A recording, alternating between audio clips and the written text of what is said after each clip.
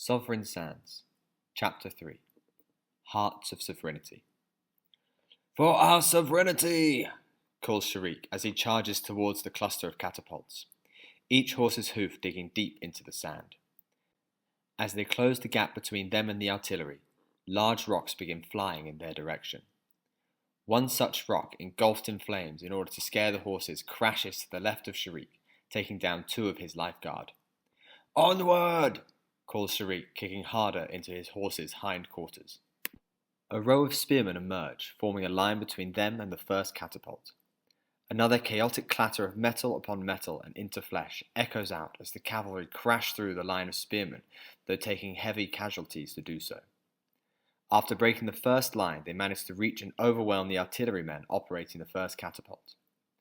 A second group of the lifeguards splits off to engage the spears emerging from behind the second catapult, when suddenly a sharp halberd edge gouges into Sharik's horse's neck, throwing him to the ground and spraying him with blood.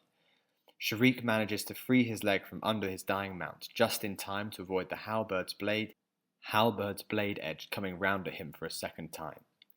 Sharik firmly grips his curved blade and artfully sidesteps a third attack in the form of a lunge, which allows him to close the distance between them and thrust his sword into the man's chest.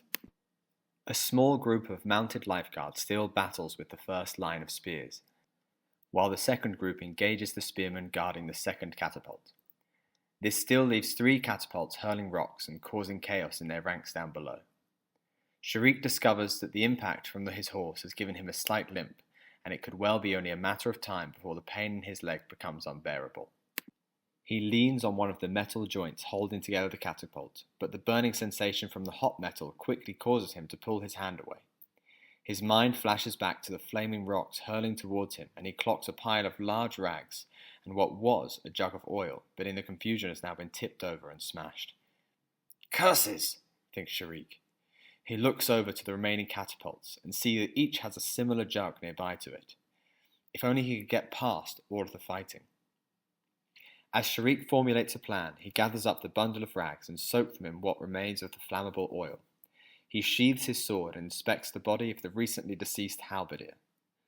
He must have been a soldier of some rank, as a spyglass is fastened to his belt, alongside his hand still clutching his fine halberd. Sharik takes them both, attaching the spyglass to his own belt and using the halberd as a makeshift walking stick to cross along the battlefield.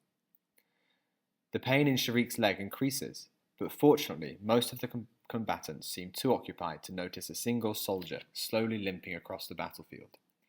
Keeping clear of the battle between the second group of spearmen and his lifeguard, Sharik moves around to the second catapult. He quickly starts placing the oiled rags upon the hot beams of the catapult and takes out the spyglass, carefully aligning it to magnify the intense rays of the sun. A few moments pass until a darchback begins appearing on the targeted rag. That's it! Soon the layer of rags wrapped around the catapult are aglow with flame. One of the catapult's defenders notices, but is cut down by one of Sharik's lifeguards before he can intervene. With the first catapult overrun and the second now in flames, Sharik turns his attention to the third catapult. The third catapult is still manned, and even if it wasn't, Sharik is not sure he could walk much further on his injured leg. He pauses for a moment and thinks, then begins to fill individual rags with sand, dip them in oil, and using the now roaring flame around the second catapult, he lights makeshift rag firebombs and hurls them towards the third catapult. The first and second land close to the catapult, but not quite close enough to catch. The third lands just between a joint and easily sends the hot, dry wood up into flames, which is unwilling to be extinguished despite the best efforts of the catapult's crew. As the third catapult goes up in flames, some of the fourth catapult's crew move futilely to help extinguish it, while the fifth catapult is overwhelmed by a detachment of cavalry that has managed to withdraw from the main battle. Sharik steadies himself using the halberd as his lifeguard and the cavalry reinforcements finish off the remainder of the catapult crews. The battle on the ground below has swung back in Sharik's favour, with Imperials either being pushed helplessly into the sea or retreating along the coast on horseback. With his enemy in full retreat, Sharik lowers himself on the ground and sits down, feeling each grain of sand and tasting his new air of freedom. With the ending of the battle, he knows his time as a warrior is coming to an end, but knows that he will need to embrace negotiation and diplomacy to ensure a future for his new people.